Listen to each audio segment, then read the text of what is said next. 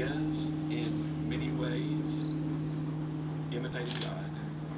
We read in Ephesians 5:1, the command, therefore be imitators of God as beloved children, and walk in love, just as Christ also loved you and gave himself up for us, an offering and a sacrifice to God as a fragrant aroma. And his theme here is walking with Christ, as he is in your heart and your life. And he uses as the example, the ultimate example of how we are to love each other and how we are to love him as a husband and a wife.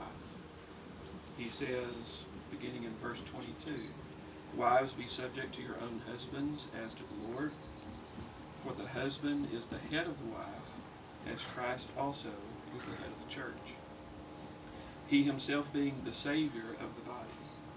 But as the church is subject to Christ, so also the wives ought to be to their husbands in everything.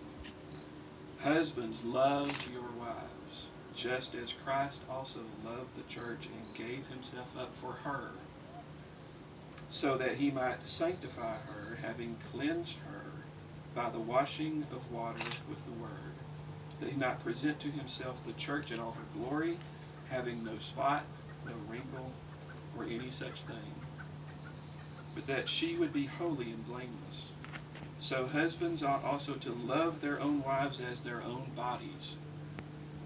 He who loves his own wife loves himself. For no one ever hated his own flesh, but nourishes and cherishes it, just as Christ also does the church, because we are members of his body. For this reason a man shall leave his father and his mother, and shall be joined to his wife, and the two shall become one flesh.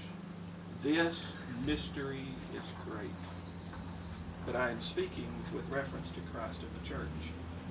Nevertheless, each individual among you also is to love his own wife even as himself, and the wife must see to it that she respects her husband. So Paul calls it a mystery.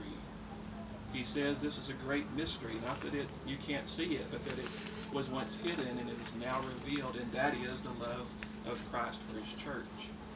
The mirror comes when we understand that there is a real union that exists between Christ and the church, between a husband and his wife.